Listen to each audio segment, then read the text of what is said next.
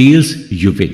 दोस्तों, हम अपनी लाइफ में बहुत सारी चीजों को करते रहते हैं और बहुत सारे प्लान बनाते रहते हैं, लेकिन इनमें से कुछ प्लान सक्सेसफुल होते हैं और कुछ प्लान में हमें फेलियर मिलती है। कई बार ऐसा होता है कि जब हम किसी सक्सेसफुल इंसान को देखते हैं तो हम सिर्फ उसकी सक्सेस के बारे में ही सोचते हैं, लेकिन हम कभी ये नहीं सोचते हैं कि उस सक्सेस को पाने के लिए वो इंसान कितनी बार फेल हुआ होगा। हॉलीवुड के मशहूर एक्टर ब्रैड पिट को 30 साल लगातार काम करने के बाद स्टार गिल्ड बेस्ट एक्टर का अवार्ड मिला था। टाइटैनिक के हीरो लियोनार्डो डिकैप्रियो को बेस्ट एक्टर के लिए ऑस्कर नॉमिनेशन 5 बार मिला, लेकिन जीता उन्होंने एक ही बार। हमें नहीं पता कि हम जिस भी काम को कर रहे हैं उसमें हमें कितनी सक्सेस मिलेगी। कुछ ऐसे काम होते हैं जिसमें हम कामयाब होते हैं, तो कुछ काम ऐसे भी होते हैं जिनमें हम फेल हो जाते हैं। बिजनेस और इन्वेस्टिंग में चीजें इसी तरह से काम करती हैं। आप जितने भी इन्वेस्टर्स को देखेंगे उन्हें सक्सेस से ज्यादा फेलियर मिली होगी और वो इस चीज को भी एक्सेप्ट करते हैं। वो ये मानकर चलते हैं कि उन्हें फेलियर ज्यादा मिलेगी, लेकिन उनकी नजर मेजॉरिटी आउटकम पर होती है, यानी उनके मन में कहीं ना कहीं ये चलता है कि सक्सेस होने पर उन्हें क्या मिलेगा। अगर ब्रैड पिट शुरू में अवार्ड ना मिलने की वजह से एक्टिंग छोड़ देते तो क्या वो इतने पॉपुलर एक्टर होते, और क्या उन्हें 30 साल के बाद बेस्ट एक्टर का अवार्ड मिलता। ब्रैड पिट को यह समझ आ गया था कि आपके कुछ प्रोजेक्ट चलते हैं और कुछ नहीं, लेकिन आपको लगातार काम करते रहना चाहिए। आपको अपने एम की ओर लगातार बढ़ते रहना चाहिए। आपको टेल के बारे में सोचना चाहिए, यानी एंड रिजल्ट के बारे में सोचना चाहिए। ऑथर कहते हैं कि आप अपने आसपास जो भी प्रॉफिटेबल, फेमस और इन्फ्लुएंशियल चीजों को देखते हैं वो टेल इवेंट का ही नतीजा होता है, यानी उस चीज को अचीव करने के लिए लाखों एफर्ट्स किए जाएंगे। जब हम अपना फोकस टेल इवेंट पर करने लगते हैं तो हमारे सामने कोई भी ऑब्स्टिकल या कोई भी परेशानी आ जाए, हमें अपना मनचाहा रिजल्ट मिल ही जाता है। और टेल इवेंट पर फोकस करके हमें यह भी समझ में आने लगता है कि यह कितना रेयर और पावरफुल है। टेल एंड ड्रिवन आपको कई सारी कंपनीज भी मिलेंगी, और टेल एंड ड्रिवन का सबसे अच्छा एग्जाम्पल है कोई भी वेंचर कैपिटल फर्म। अक्सर वेंचर कैपिटल फर्म नए नए स्टार्टअप को फंडिंग करती है। एक वेंचर कैपिटल फर्म नॉर्मली 40 से 50 स्टार्टअप को फंडिंग देती है, और उस वेंचर कैपिटल को यह भी मालूम होता है कि इस 40 से 50 स्टार्टअप में आधे से ज्यादा स्टार्टअप फेल हो सकते हैं, लेकिन उन्हें यह भी मालूम होता है कि एटलीस्ट 10 स्टार्टअप तो चलेंगे ही, और उन 10 में से 2 या 3 स्टार्टअप ऐसे होंगे जो उनके लिए बोनांजा ऑफर की तरह होंगे, यानी उनका रिटर्न 100% से भी ज्यादा होगा। और वेंचर कैपिटल उन्हीं 2 या 3 स्टार्टअप से अपने पूरे इन्वेस्ट किए हुए पैसे को प्रॉफिट समेत वापस ले लेती है। इसी तरह जब कोई इन्वेस्टर अपना पोर्टफोलियो बनाता है तो उसे भी ये मालूम होता है कि पोर्टफोलियो में शामिल हर स्टॉक उसे अच्छा रिटर्न नहीं देगा, लेकिन पोर्टफोलियो में शामिल 1-2 स्टॉक ऐसे होंगे जो पूरे पोर्टफोलियो का प्रॉफिट कवर करके दे देंगे। ऑथर की माने तो टेल इवेंट ही सब कुछ है, और जिसने ये समझ लिया वो ही सक्सेसफुल हुआ। आप जितने भी वेल्दी लोगों की कहानी सुनेंगे, आपको उनके बारे में यही पता चलेगा कि वो हमेशा टेल इवेंट के बारे में सोचते हैं। जब आपको ये रियलाइज हो जाता है कि बिजनेस में टेल्स ही सब कुछ है, तो आपके लिए फेल होना, बिजनेस का ना चलना, लॉस होना, ये सभी बातें नॉर्मल हो जाती हैं। आपको फेलियर बिल्कुल भी सरप्राइजिंग नहीं लगता, और आप इसे भी वेल्दी होने का एक पार्ट मान लेते हैं, और आप ये एक्सेप्ट कर लेते हैं कि फेलियर भी इसी प्रोसेस का एक हिस्सा है। हमारे साथ इशू यही होता है कि हम फेलियर को एक्सेप्ट नहीं करते, हम पैनिक करने लग जाते हैं। हमें यह लगने लगता है कि हमारे साथ कैसे हो सकता है, हमने तो बहुत मेहनत की थी, लेकिन हम ये भूल जाते हैं कि मेहनत का रिजल्ट तो हमें हमेशा एंड में ही मिलता है। अगर आप एक अच्छे स्टॉक पिकर हैं तो आपके साथ ये हो सकता है कि कई बार आप स्टॉक पिक करने में गलती कर जाएं, या अगर आप एक अच्छे बिजनेसमैन हैं तो यह आपके साथ बिल्कुल हो सकता है कि आप एक खराब और नॉन प्रॉफिटेबल प्रोडक्ट को बेचने लग जाएं। ग्रेट इन्वेस्टर्स पीटर लिंच का यह मानना है कि अगर आप किसी बिजनेस में अच्छे हैं तो यानी आप उस बिजनेस में 10 में से 6 बार करेक्ट होंगे और 4 बार इनकरेक्ट होंगे, यानी आपके 6 डिसीजन सही होंगे तो 4 डिसीजन गलत होंगे। हम अपने ऊपर सही चीजों को करने के लिए खुद पर मेंटल प्रेशर बनाने लगते हैं। हम ये सोचने लगते हैं कि हमसे कोई गलती कभी हो ही नहीं सकती। महान बल्लेबाज सचिन तेंदुलकर भी फेल हुए थे और 25 साल क्रिकेट खेलकर भी उनसे कई गलतियां हुई थीं। और अगर ऐसा ना होता तो 664 इंटरनेशनल मैचेस में उनकी 100 सेंचुरी से और कई ज्यादा सेंचुरीज होती। इन्वेस्टर्स और एंटरप्रेन्योर से हमें यही सीखने को मिलता है कि कोई भी हर बार सही डिसीजन नहीं ले सकता। आपको क्या लगता है कि Bill Gates, Jeff Bezos, Elon Musk हर बार सही ही डिसीजन लेते हैं? नहीं, उनके कई बार कई डिसीजंस गलत भी होते हैं। बस फर्क सिर्फ इतना है कि हमें उनके गलत डिसीजन के बारे में पता नहीं चलता, क्योंकि हम उनकी सक्सेस को ही देखकर चकाचौंध हो जाते हैं। हम में और उनमें बस फर्क यही है कि वो फेलियर को प्रोसेस का एक हिस्सा मानते हैं, उसे खुद पर हावी नहीं होने देते, क्योंकि उन्हें यह मालूम होता है कि टेल इवेंट में फेलियर जरूर मिल सकती है और उनका फोकस सिर्फ टेल इवेंट पर ही होता है, क्योंकि टेल इवेंट के एंड में सक्सेस उनका वेट कर रही होती है। फ्रीडम का यही मतलब होता है कि आप कोई भी चीज अपने मन के हिसाब से कर सकें, वो भी बिना किसी की रोक टोक के। और जब आप वेल्दी होते हैं तो आपको फाइनेंशियल फ्रीडम मिलती है। आपको ये आज़ादी मिलती है कि आप अपने पैसों का कुछ भी कर सकते हैं। और जब आपको फाइनेंशियल फ्रीडम मिल जाती है तो आपको हैप्पीनेस भी मिलती है। देखा जाए तो लोग फाइनेंशियल फ्रीडम को इसलिए चुनते हैं ताकि वो अपनी लाइफ में खुश रह सकें। ऑथर कहते हैं कि हैप्पीनेस एक कॉम्प्लिकेटेड सब्जेक्ट और हर इंसान के लिए हैप्पीनेस की डेफिनेशन अलग अलग होती है। एक छोटे बच्चे को भी देखकर हमें खुशी मिल जाती है और अपने चहेते फिल्म स्टार को लाइव देखकर भी हमें खुशी मिल जाती है। लेकिन अगर हम हैप्पीनेस की कॉमन डेनोमिनेटर की बात करें तो हैप्पीनेस हमें तभी मिलती है जब हमारी लाइफ हमारे ही कंट्रोल में होती है। अपनी लाइफ में हम जब भी कर रहे होते हैं उसका कंट्रोल जब हमारे हाथ में होता है तो हमें बहुत खुशी महसूस होती है। आप कितना भी ज्यादा पैसे क्यों ना कमा लें, लेकिन अगर आपकी लाइफ आपके अपने कंट्रोल में नहीं है तो आप खुश नहीं हो सकते। वहीं अगर आप कुछ भी ना कमा रहे हों लेकिन अगर आपकी लाइफ आपके कंट्रोल में है तो आप डेफिनेटली खुश हैं। ऑथर कहते हैं कि अक्सर लोग यही चाहते हैं कि उनकी लाइफ कंट्रोल में रहे, और जब कोई उनसे किसी काम को करने के लिए कहता है तो उन्हें यही लगता है कि उन्हें डिसएम्पावर्ड किया जा रहा है या डोमिनेट किया जा रहा है। उन्हें यह लगता है कि सामने वाला अपनी चॉइस उन पर थोप रहा है, जबकि इंसान के पास खुद ये चॉइस रहती है कि वो दूसरे की चॉइस को हाँ कहे या फिर ना कहे, या फिर सिंपली वही करे जैसा उनसे कहा जाए। जब हम चॉइसेस के इस खेल में फंस जाते हैं तो हमें यह रियलाइज होने लगता है कि फ्रीडम होना कितना जरूरी है, स्पेशली फाइनेंशियल फ्रीडम, क्योंकि ये आपको चॉइस देती है कि आप अपने टाइम और अपने पैसे से कुछ भी कर सकते हैं।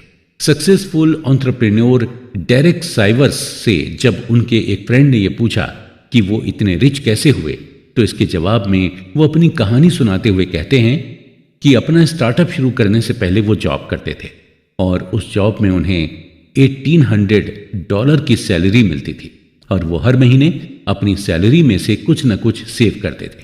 2 साल के अंदर उन्होंने $12,000 सेव कर दिए थे। जॉब करने के दौरान उनकी एज 22 साल थी, यानी 22 साल की एज में उन्होंने $12,000 सेव कर लिए थे। $12,000 सेव करने के बाद डेरेक ने अपनी जॉब से रिजाइन कर दिया और जॉब छोड़कर वो एक फुल टाइम म्यूजिशियन बन गए थे। डेरेक को हर महीने म्यूजिक का कोई ना कोई असाइनमेंट मिलने लगा था और असाइनमेंट से मिलने वाले पैसे से वो अपना खर्च चलाते थे। ओवरऑल डेरेक को अब पूरी तरह से फ्रीडम मिल गई थी। उनको किसी चीज की कोई रोक टोक नहीं थी और वो अब ऐसे काम से पैसा कमा रहे थे जिसे करके उन्हें बेहद खुशी मिलती थी। डेरेक के दोस्त ने आगे की कहानी पूछी कि फाइनली डेरेक तुम अमीर कब बने। आगे फिर उनके फ्रेंड ने उनकी कंपनी के बेचने का जिक्र करते हुआ कि डेरेक क्या तुम अपनी कंपनी बेचकर अमीर हुए थे। इसका जवाब डेरेक ने बड़ी खूबसूरती से देते हुए कहा था कि कंपनी बेचना तो सिर्फ पैसों का ट्रांजैक्शन था, असल में अमीर वो 22 साल की उम्र में बन गए थे जब वो फुल टाइम म्यूजिशियन बन गए थे। यानी कि हम अमीर असल में तब होते हैं जब हम वो काम करते हैं जिसे करने में हमें मजा आता है और उस काम को करने में हमें पैसे भी मिलते रहते हैं। असली फाइनेंशियल फ्रीडम तभी मिल सकती है जब आप वो करें जो आप करना चाहते हैं और उसी को करते हुए आपको पैसे भी मिलते रहें। लोग अक्सर फाइनेंशियल फ्रीडम की तलाश में अपनी जॉब चेंज करते रहते हैं, क्योंकि उन्हें लगता है कि जॉब चेंज करके उन्हें ज्यादा पैकेज मिलेगा, जबकि ज्यादा पैकेज से फाइनेंशियल फ्रीडम नहीं मिलती। आपको फाइनेंशियल फ्रीडम तभी मिल पाएगी जब आपकी लाइफ आपके कंट्रोल में होगी। अब हम बात करते हैं man in the car paradox. जब आप किसी को महंगी कार चलाते हुए देखते हैं तो आप ये नहीं सोचते कि कार चलाने वाला इंसान कितना रिच होगा या उसने इस कार को खरीदने के लिए कितनी मेहनत की होगी, बल्कि आप यही सोचते हैं कि काश ऐसी ही महंगी कार हमारे पास भी होती। और ये एक पैराडॉक्स होता है। अक्सर लोग इसलिए वेल्दी होना चाहते हैं ताकि उन्हें लोग एडमायर कर सकें, लोग उन्हें पसंद करें। और ऐसे लोग इसलिए महंगे कपड़े, महंगी कार, महंगी घड़ियां खरीदते हैं ताकि वो दूसरों को इम्प्रेस कर सकें, दूसरे उन्हें एडमायर करें। बल्कि रियलिटी में दूसरे उनसे इम्प्रेस या एडमायर नहीं होते। उनके महंगे कपड़े, महंगी घड़ियां और महंगी कार देखकर दूसरे लोग अपने लिए एक बेंचमार्क तय कर लेते हैं कि उन्हें भी ऐसी ही घड़ी लेनी है, ऐसी ही महंगी कार लेनी है और ऐसे ही महंगे महंगे कपड़े पहनने हैं। और उनके अंदर भी सेम डिजायर होती है कि उनसे भी लोग इम्प्रेस हों और लोग उन्हें भी एडमायर करें। ये एक ह्यूमन टेंडेंसी है। इंसान हमेशा से चाहता है कि लोग उसे पसंद करें, उसे एडमायर करें, उसे ही लोग अपना रोल मॉडल माने। और इसके लिए ज्यादातर लोग पैसे का सहारा लेते हैं या फिर महंगी चीजों को प्रॉन्ट करके दूसरों का दिल जीतने की कोशिश करते हैं। लेकिन उन्हें भी ये मालूम होता है कि दूसरे भी यही चाहते हैं। वो आपसे और आपकी चीजों से इम्प्रेस नहीं होते हैं, बल्कि उनकी खुद की पर्सनल डिजायर उन्हें आपसे बात करने के लिए मजबूर करती है। लोगों को पैसे से इम्प्रेस करने से बेहतर है आप उन्हें अपनी ह्यूमिलिटी, काइंडनेस और एम्पैथी से इम्प्रेस करें, क्योंकि इन चीजों से बनाया गया इंप्रेशन लॉन्ग लास्टिंग होता है। आप कितने भी गरीब या अमीर हो जाएं, लेकिन अपने नेचर से आप लोगों को अपनी ओर खींच सकते हैं। Wealth is what you don't see. हम पैसे को तो अपनी आंखों से देख सकते हैं, लेकिन वेल्थ को नहीं। वेल्दी होना एक स्टेट ऑफ लिविंग है। जैसे आप हवा को नहीं देख सकते, ठीक उसी तरह आप वेल्थ को भी नहीं देख सकते। आपको ऐसे कई लोग मिल जाएंगे जो महंगी महंगी कार चलाएंगे, लेकिन महंगी कार होने पर भी वो इतने अमीर नहीं होते। वहीं आप ऐसे भी लोगों को देखेंगे जिनके पास नॉर्मल सी कार होगी, लेकिन एक्चुअल में वो बहुत अमीर होंगे।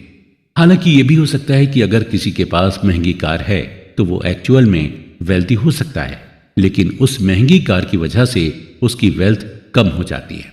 ऑथर ने इस बात को हमें एग्जाम्पल देकर समझाया है कि अगर आपने 1 करोड़ की कार ली है तो इसका यही मतलब हुआ कि आपकी जो वेल्थ थी उससे आपके 1 करोड़ रुपए कम हो गए। मोस्टली जो वेल्दी होते हैं इसीलिए महंगी कार खरीदना अवॉइड करते हैं। हम अक्सर वेल्थ को देखकर ही जज करते हैं और हमें सामने वाला जैसा दिखता है हम उसी हिसाब से अपना परसेप्शन बना लेते हैं। अगर कोई महंगे ब्रांडेड कपड़े पहनता है तो हमें यही लगने लगता है कि सामने वाला वेल्दी है, लेकिन हमें पूरी रियलिटी नहीं पता होती।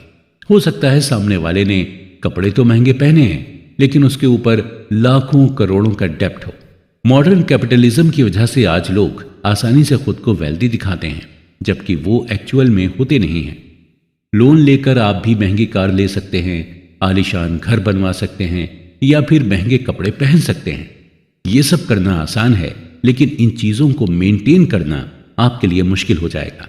महंगी कार लेंगे तो ईएमआई भी ज्यादा आएगी और फिर उसका मेंटेनेंस का बिल भी ज्यादा आएगा। यानी महंगी चीजें लेना आसान है, लेकिन उन्हें मेंटेन करना मुश्किल। और ये आप तभी कर पाएंगे जब आप वाकई में वेल्दी होंगे। इसी तरह सिंगर रिहाना ज्यादा खर्च करने के चक्कर में बैंकरप्ट हो गई थी, और जिसकी वजह से उन्होंने अपने फाइनेंशियल एडवाइजर को केस कर दिया था। कोर्ट में एडवाइजर ने रिहाना से यही कहा कि जब आप महंगी महंगी चीजें खरीदेंगी तो एंड में आपके पास सिर्फ महंगी चीजें ही बचेंगी, आपके पास पैसे नहीं बचेंगे। अक्सर जब कोई ये कहता है कि वो करोड़पति बनना चाहता है तो उसका यही मतलब होता है कि वो करोड़ों रुपए खर्च कर सके। हम रिच और वेल्दी होने में डिफरेंशिएट नहीं कर पाते। रिच आपकी करंट इनकम बताती है। अगर आज आपके अकाउंट में 1 करोड़ रुपए हैं तो आप अमीर हैं, लेकिन वहीं अगर सालों से आपके अकाउंट में करोड़ों रुपए आते और जाते रहे हों तो आप वेल्दी हैं। आज आप अमीर हैं, हो सकता है कल आप अमीर ना हो। आज आपके अकाउंट में करोड़ों रुपए हों, लेकिन हो सकता है कल ना हो। सही मायने में वेल्दी कभी हमें दिखाई नहीं दे सकती। वेल्थ एक ऐसी इनकम होती है जो आप कभी खर्च नहीं करते। आज के दौर में हमें रिच इंसान तो मिल जाएगा, लेकिन वेल्दी इंसान नहीं मिलेगा, क्योंकि वेल्दी लोग बहुत ही लो प्रोफाइल तरीके से रहते हैं और ये ज्यादा सोसाइटी में लोगों के सामने खुलकर नहीं आते हैं, और इनके रहन सहन या ड्रेसिंग से आपको अंदाजा भी नहीं लग पाएगा कि ये रिच हैं। डीप डाउन अगर हम देखें तो हर इंसान वेल्दी ही बनना चाहता है। वो नहीं चाहता कि आज अगर उसके पास करोड़ों रुपए हों तो कल वो करोड़ों रुपए खत्म हो जाए। इंसान यही चाहता है कि उसके पास करोड़ों रुपए हमेशा रहें और ये बढ़ते ही जाएं। इसके अलावा वो ये भी चाहता है कि उन्हें फ्रीडम और फ्लेक्सिबिलिटी मिले, और ये सभी चीजें आपको तभी मिलती हैं जब आपको ये मालूम होता है कि आपके पास फाइनेंशियल एसेट्स हैं जिसे आपने खर्च नहीं किया है। आप खुद सोचिए कि किस बात से आपको ज्यादा सेटिस्फैक्शन मिलता है, आपके अकाउंट्स में करोड़ों रुपए पड़े हों या फिर आपके अकाउंट से करोड़ों रुपए खर्च हो गए हों। जाहिर सी बात है आपको इस बात से ज्यादा सेटिस्फैक्शन मिलेगा कि आपके अकाउंट में करोड़ों रुपए हैं और ये रुपए ऐसे हैं जिन्हें आप खर्च नहीं करना चाहते। जब ये सोच आपके अंदर आ जाएगी तो आप खुद को वेल्दी समझिए, और जब ये सोच आपके अंदर आ जाती है तो आप सच में फ्री और फ्लेक्सिबल हो जाते हैं। हम इंसान आगे बढ़ने के लिए हमेशा एक रोल मॉडल की तलाश करते रहते हैं, और ऐसा करके ही हम आगे बढ़ भी सकते हैं। अगर आप एक अच्छे ऑथर बनना चाहते हैं तो पहले आपको अच्छे ऑथर को पढ़ना होगा। आप अच्छे एक्टर बनना चाहते हैं तो आपको अच्छे एक्टर की मूवीज देखनी होंगी। उसी तरह आपको अगर वेल्दी बनना है तो आपको एक वेल्दी इंसान को रोल मॉडल बनाना होगा। लेकिन हम ये अंदाजा नहीं लगा पाते हैं कि कौन वेल्दी है कौन नहीं, और हम किसी को बिना देखे या बिना जाने रोल मॉडल नहीं बना पाते। जरूरी नहीं है कि जो देखने में रिच है वो वाकई में रिच हो सकता है वो उतना रिच नहीं हो जितना आप समझते हैं, और जो आपकी नजर में गरीब दिख रहा है हो सकता है वो वेल्दी हो। इसलिए किसी को क्विकली जज ना करें, स्पेशली किसी को उसकी हैसियत से तो बिल्कुल भी जज नहीं करें। Nothings free. अक्सर हम टीवी पर ऐड देखते हैं कि एक प्रोडक्ट खरीदने पर आपको दूसरा प्रोडक्ट बिल्कुल फ्री में मिलेगा, और आप जब ये प्रोडक्ट का ऐड देखते हैं तो आप फ्री के चक्कर में उस प्रोडक्ट को खरीद लेते हैं। लेकिन असल में मार्केट में कुछ भी फ्री नहीं मिलता। आप जिस प्रोडक्ट को फ्री समझते हैं उसका दाम आप कहीं ना कहीं पहले ही दे चुके होते हैं। ऑथर कहते हैं कि हमें कई चीजों की ऑब्वियस प्राइस तब तक नहीं पता होती जब तक हम उस चीज को खरीद नहीं लेते या उस चीज का एक्सपीरियंस नहीं ले लेते। एग्जाम्पल के तौर पर आपको एक मूवी पैसा वसूल तभी लगती है जब तक आप उसे देख नहीं लेते और जब तक आप उसका एक्सपीरियंस नहीं कर लेते। मूवी अगर अच्छी है तो पैसा वसूल, और अगर बुरी है तो पैसे वेस्ट। और दोनों ही एक्सपीरियंस को पाने के लिए सबसे पहले आपको मूवी का टिकट लेना पड़ता है। हमें अक्सर दूसरों की जॉब इजी लगती है और हमें यही लगता है कि इसकी जॉब तो बड़ी आसान है, काश इसकी जॉब मैं कर पाता। लेकिन एक्चुअल में उस जॉब को करने में क्या क्या स्ट्रगल्स हैं ये वही देख पाता है जो उसे कर रहा होता है। हमें दूसरों की जॉब इसलिए अच्छी लगती है क्योंकि उसके स्ट्रगल्स हमारे लिए इनविजिबल होते हैं। हमारे लिए कई ऐसी चीजें हैं जो प्रैक्टिस के दौरान हमें टफ लगती हैं लेकिन थ्योरी में आसान होती हैं। ऐसा इसलिए होता है क्योंकि हम ओवर कॉन्फिडेंट होते हैं। ऐसा इसलिए भी होता है क्योंकि हम सक्सेस की क्या कीमत होगी इसे आइडेंटिफाई नहीं कर पाते, और जब सक्सेस पाने की हमें कीमत ही नहीं पता होती तो हम सक्सेस के लिए पे भी नहीं कर पाते और इसलिए हम सक्सेस भी नहीं हो पाते। सक्सेस पाने के लिए हमें एक कीमत देनी होती है। ठीक इसी तरह एक सक्सेसफुल इन्वेस्टिंग के लिए भी हमें प्राइस पे करना पड़ता है, लेकिन ये प्राइस हमें डॉलर, रुपीस या फिर पाउंड में नहीं पे करना पड़ता, बल्कि ये प्राइस हमें fear, volatility, doubt, uncertainty, regret के फॉर्म में पे करना होता है। और इन प्राइसेस को हम ओवरलुक भी नहीं कर सकते क्योंकि हम इन प्राइसेस को रियल टाइम में फील करते हैं। यानी जब हमें डर लगता है तो हम अपने डर को फील कर सकते हैं। जब हमें रिग्रेट होता है हम वो भी फील कर सकते हैं। ऑथर कहते हैं कि अगर आपको अपने लिए कार लेनी हो और आपके सामने 3 ऑप्शंस रखे जाएं तो आप उन तीनों में से कौन सा ऑप्शन चुनेंगे? पहला ऑप्शन यह है कि कार आपको 5 लाख में मिल रही है। दूसरा ऑप्शन यह है कि कार आपको सेकंड हैंड मिल रही है 3 लाख में, और तीसरा ऑप्शन यह है कि आप कार चुरा लें। देखा जाए तो तीनों ही तरीकों से कार आपके पास आ सकती है, लेकिन आप तीसरा ऑप्शन तो बिल्कुल भी कंसीडर नहीं करेंगे। दोनों ही ऑप्शंस आपके लिए इजी रहेंगे और आप इन दोनों में से एक ऑप्शन को चूज करके कार ले लेंगे। लेकिन कुछ लोग ऐसे भी हैं जो तीसरा ऑप्शन चूज करेंगे। ऐसे लोग प्लान और स्ट्रेटेजी बनाते हैं और उन्हें इसका प्राइस भी पता होता है कि कार चुराने पर उन्हें क्या प्राइस पे करना हो सकता है, और उन्हें यह भी पता होता है कि अगर वो नहीं पकड़े गए तो बिना किसी इन्वेस्टमेंट के उनके पास एक कार आ जाएगी। लेकिन वो कहते हैं कि धन की देवी उसी पर मेहरबान होती है जो उसे ईमानदारी से कमाते हैं, इसलिए कार चुराने वाले देर सवेर पकड़े ही जाते हैं। ठीक यही चीज इन्वेस्टिंग के साथ भी होती। मॉर्निंगस्टार कंपनी ने कुछ ऐसे टैक्टिकल म्यूचुअल फंड्स को आइडेंटिफाई किया था कि वो मौका पड़ने पर कभी स्टॉक से प्रॉफिट अर्न करने की कोशिश करते तो कभी बॉन्ड के थ्रू प्रॉफिट अर्न करने की कोशिश करते। यानी ये म्यूचुअल फंड्स रिटर्न के लिए प्राइसेस नहीं पे करना चाहते थे। मॉर्निंगस्टार की रिपोर्ट की माने तो 2007 के रिसेशन के बाद टोटल 112 टैक्टिकल म्यूचुअल फंड थे, जिनमें से सिर्फ 9 ने ही बेटर रिस्क एडजस्टेड रिटर्न दिया था। बाकी म्यूचुअल फंड 60-40 स्टॉक फंड के बीच में ही फंसे रहे। अक्सर हमारे मन में यह सवाल आता है कि जो लोग बड़ी बड़ी कारें, बड़े बड़े घर खरीदने के लिए कोई भी प्राइस पे करने को तैयार रहते हैं, वो लोग जब इन्वेस्टिंग करते हैं तो इतना घबराते क्यों नहीं हैं, या इतना ज्यादा प्राइसेस पे करने को तैयार क्यों नहीं रहते हैं? इसका यही जवाब है कि इन्वेस्टिंग में आपको रिजल्ट्स फौरन नहीं मिलता है, आपको वेट करना होता है। आप इन्वेस्टिंग के प्राइस टैग को फौरन नहीं देख पाते, जबकि कार और घर लेना इन्वेस्टिंग के कंपैरिजन में लेस टाइम टेकिंग प्रोसीजर है। जब आपके पास यूटिलिटी बिल आता है तो आप खुश नहीं होते हैं, आपको बिल सजा की तरह लगने लगता है। आप हैवी मन से बिल भरते हैं, आपको ये फाइन की तरह लगता है। जनरली हम फीस देने से नहीं घबराते हैं, बल्कि हमें फाइन देने में परेशानी होती है। ठीक इसी तरह अगर हम मार्केट वॉलेटिलिटी को फाइन की तरह न लेकर फीस की तरह लेंगे तो हमारे अंदर एक ऐसा माइंडसेट डेवलप हो जाएगा जहां पर हम इन्वेस्टमेंट में गेन करने लगेंगे। हमेशा ये ध्यान रखें कि मार्केट रिटर्न्स कभी भी फ्री नहीं होते हैं। जिस तरह बाकी प्रोडक्ट्स के लिए आप पे करते हैं, ठीक उसी तरह आपको इसके लिए भी पे करना होगा। हालांकि आपको इसके लिए फोर्स नहीं किया जा सकता है, लेकिन आपको मिलेगा वही जितना आप इसके लिए पे करेंगे। आप फ्री में यूज करना चाहेंगे तो आपको बिल्कुल भी कुछ नहीं मिलेगा। आपकी हालत उस चोर की तरह होगी जिसने कार को पाने के लिए उसे चुरा लिया था। इन्वेस्ट करने की फीस को फाइन की तरह मत लीजिए। अगर आप उसे फाइन की तरह लेंगे तो आप इन्वेस्टिंग को एंजॉय नहीं कर पाएंगे। हमेशा ये ध्यान रखिए कि धन की देवी उसी से खुश होती हैं जो उस धन को कमाने के लिए प्राइस पे कर सके। अगर आप भी वेल्दी बनना चाहते हैं तो आपको उसके लिए प्राइस तो पे करना होगा, और उस प्राइस को आप वेल्दी बनने की फीस समझकर दीजिएगा।